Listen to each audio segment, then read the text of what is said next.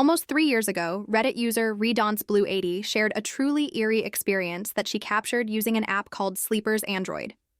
The app's used to help improve your sleep and records your nighttime noises such as coughing, snoring, and all that jazz, essentially so you can analyze it the next morning. The results for the first couple of months were fairly unremarkable and just the usual nighttime noises one would expect. At 2:04 a.m. on the 20th of December 2013, whilst asleep in bed with her 3-year-old child, this audio clip was captured. There was nobody else in the house at the time. Well, that she knew of at least. So naturally, this audio clip weirded her out. It sounded as if she was talking to someone else in the room, despite being asleep, and having absolutely no memory of the exchange. There were also a lot of unusual, loud clicking sounds. Now, your first thought might be that she was just mumbling in her sleep, but take another listen now with the audio cleaned up a little. It's difficult to be sure what's being said at the very end of the clip. The user believes it's someone saying her name, Jenny. Others say they hear, "I'm dead," "I'm Danny," or "that's them." The audio has since been analyzed by a professional, and though it is indeed her voice that says, "What are you doing?" it was determined that it's impossible for the other voice to be hers or her son's. In the words of the analyzer, the other person in the recording definitely isn't you talking to yourself, nor is it your son. Your voice's pitch in the question, "What are you doing?" is around 265 Hz, C4 in musical notes. The answerer's voice seems to be around 95 Hz, an F sharp too. That's a relatively low voice, even for a man. Some remain convinced that the user was the victim of a home invasion and that Jenny inadvertently recorded her intruder. They say the unusual ambient noises sound as if someone's rummaging around the room, that the pause in the clicking noises and momentary silence after Jenny says, "What are you doing?" is down to the intruder being startled. Others think this recording is something more paranormal. There are some quite interesting theories to read about on the actual page linked below. Make sure to check it out if you're interested. Whatever the case, Jenny has since moved out of that house. After that, I can't really blame her. 3 years ago, a user by the name of Parthomp started a thread simply titled, "I think someone is following me." Attached were these pictures and the text. I noticed that one of my shocks on my car was making a lot of noise, and my car was riding hard, so I just figured that I'd blown it. When I crawled under my car, I found this. I can only assume it's a GPS tracker held on with a large magnet. Now, what should I do? Of course, conspiracies started flying around on the thread, saying that this was an FBI tracker. However, the box was quickly and correctly identified as a civilian purchasable GPS tracking device. This particular model was extremely accurate in pinpointing the location of its target and cost between $400 and $800. So who was stalking Parthomp? It soon came to light that the most likely suspect was his own distrustful girlfriend. Parthomp himself wrote, "About a month ago, it was a very close friend of mine's birthday. This is a girl. My now-known crazy girlfriend doesn't like her at all for that very reason. Well, for a month, I told my girlfriend I wasn't going to go to my friend's party at the casino. But when the time came up, I thought, screw this. I'm going. So I did. And all night, my girlfriend called and called. I think it was 45 times or more. When I finally talked to her, she mysteriously knew more than she could have, but never told me how." Parthomp informed everyone in the thread that he had sent his girlfriend a text, hinting at what he had found under his car. All of a sudden, she stopped answering her phone. The plot thickened. Hungry for more information, other users kept asking for updates on the situation. Parthomp said that his girlfriend was at home. He wrote that he was going to confront her about it and keep everyone up to date on what happened next. And that's the last thing he posted. He went to confront his girlfriend and never returned to the thread, never made another post, and nobody knows what happened to him. He simply disappeared from the site. Now, of course, there's a lot of speculation about what happened next. Maybe he wanted to keep the truth private, and there was a good reason for the device being there. Maybe it was all just a prank, or a fraudulent post. Maybe something altogether more sinister happened to him, and his girlfriend was crazier than anyone anticipated. Ultimately, we'll probably never find out. But the post still gets talked about in certain corners of the site to this day, with users putting forward their own theories about what happened to Parthomp. Reddit loves a good mystery. Those of you who watched my last video might remember the mysterious story of Jimmy C. Personally, I think it's one of the most interesting and unsettling stories I've narrated on this channel. And it's worth bringing up again here, especially since the development. 5 months ago or so, a post appeared on the site asking users to share their unexplainable experiences. One reply stood out. The user wrote about an encounter he had about 10 years ago in a bar on Tybee Beach, Savannah, Georgia. He had taken the day off work to go fishing with his girlfriend, but instead decided to head over to the bar across from the beach. After a while, another man walks in and sits right between the user and his girlfriend, despite there being plenty of free seats in the place. He goes on to describe this man in great detail, from his bleached early 90s hairstyle to his filed teeth, piercing gray eyes, and expensive fashion sense, stating that everything seemed normal at first glance, but completely off at the same time. When the user and the man were alone, he introduces himself as Jimmy C. and says that he jumped off the San Francisco Bay Bridge years ago and that he's been keeping a watch on the user. The guy also says numerous things about the user, things he had no way of knowing, such as, "You were supposed to go fishing today. If you had, I would have drowned you in that ocean."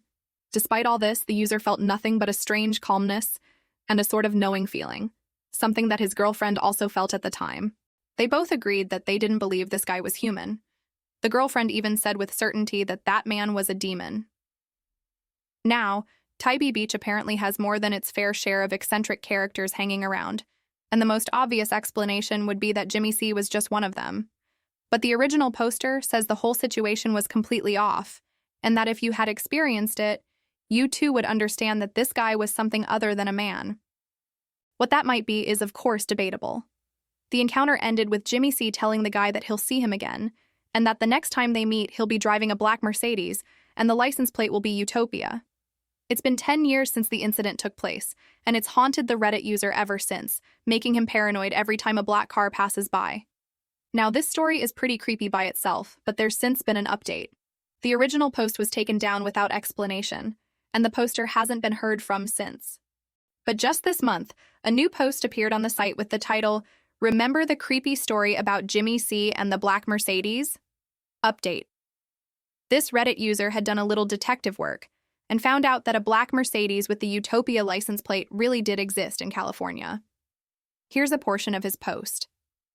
"It was as if it was just bought at the start of the year and then parked in a garage somewhere for months. I'd signed up for Carfax at the time with the car's info, and completely forgot about it until I just got an email asking how the recent maintenance on the Mercedes went. So I logged in and found that on Friday the car was taken in to get new tires put on it. Now, here's what's interesting. Not only has the car apparently been registered and got new tires, and thusly is apparently back on the road, but the place it was registered and taken for tires is just a short drive away from the San Francisco Bay Bridge. I don't know if I'm allowed to post the name of the actual store for privacy's sake, but I will show you the place on the map. According to Google Maps, it's only a 21-minute drive. So, it seems like Jimmy C is back on the road. I find the whole thing really interesting, and if another update comes along, I'll be sure to keep you guys up to date. If you're interested in hearing the whole story, you can click on the annotation on screen and hear my narration of it. Otherwise, you can read the whole thing by following the link down in the description. Some of you might find this one a bit upsetting. A thread was made a year ago where Reddit users that have killed someone in self-defense discussed their stories and talked about the psychological repercussions they faced. A lot of the entries could have made it into the video, but the one I'm including here goes as follows. A Redditor, posting from a throwaway account for obvious reasons, was in his home office playing Command & Conquer, wearing a set of noise-canceling headphones. Immersed in the game and oblivious to the outside world, he had no idea what was going on only 30 feet away. During one particularly quiet moment, he thought he could hear the faint cries of his wife coming from downstairs. Taking off his headphones, he could hear his 20-month-old daughter crying, and an unknown man with a thick Mexican accent telling his wife to shut the hell up. As if he was running on autopilot, the Reddit user took his 45 out of his lockbox and walked downstairs quietly, terrified he was going to find his wife dead at the bottom. He doesn't even remember doing any of this at the time. When he reached the bottom and opened the door to where the noises were coming from, he saw something that doesn't bear thinking about. There was a man in the middle of raping his wife. He would later find out this had been going on for 10 minutes before he heard what was happening. Here's a section of his post. I never said a word to the guy. Not while I was upstairs, not while I was coming down the stairs, and not when I walked into the room. His back was to me, so he had no idea I was even standing there. He was holding his knife in his right hand, so that was the arm I grabbed with my left when I pulled him off. He spun away from her and towards me with a confused look on his face, and I shot him in the chest at nearly point-blank range before he had a chance to say a single word. His face went pale as he went onto one knee, and I fired twice more. One hit his neck, and the second missed entirely. I was told later that the first shot was the fatal one. That's the short version of the story. Given the circumstances, the police didn't pursue any charges. As you can imagine, this was a highly traumatic experience for the user, as well as all of the other users who posted their stories too. Many of them involve home invasions and random attacks. We can only hope that we don't find ourselves in a similar situation. TrueSouls is a community on Reddit made up of some of the most deplorable people on the internet. If you don't know what a TrueSoul is, these guys sum it up pretty neatly. The majority of us accept that it's okay to have differing opinions on things. In fact, it's a good thing. But these guys take it to an extreme. They're essentially a subreddit full of pro-rape, pro-pedophilia, pro-violence users who occasionally dabble in a little racism here and there, blaming others for their own inadequacies. For example, they might show a time-lapse of a girl growing from a baby to the age of 16, and they'll all discuss at what age they find her sexually attractive. The results are usually unsettling. That's just one mild example out of hundreds. As some of these screenshots show, there's plenty of creepy conversations going on over there. Needless to say, it's a pretty disturbing subreddit to scroll through. It'd be nice to think that all of the members were just trolls, but a quick glimpse at all of their accounts will show you they're being completely sincere. Earlier this year, TrueSouls was quarantined by the site, something that only happens to communities dedicated to shocking or highly offensive content. If you do manage to get in there, though, you'll find all manner of messed up posts that you probably wish you'd avoided.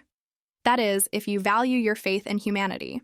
Even if you only have a little bit left in you, TrueSouls will kill off whatever's left. It's just a sad place to be.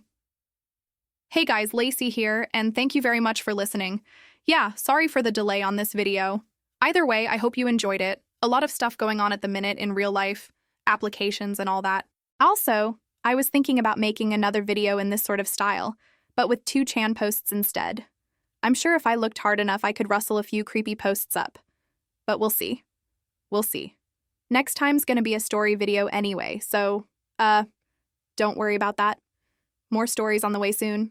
If you did like this video, then be sure to head on down south and smash that like button or I'll smash you. Subscribe and join the Lazy Legion if you haven't already, and I'll be back soon with something new for you to enjoy. Until then, guys, you stay spooky. And remember, the best things happen in the dark.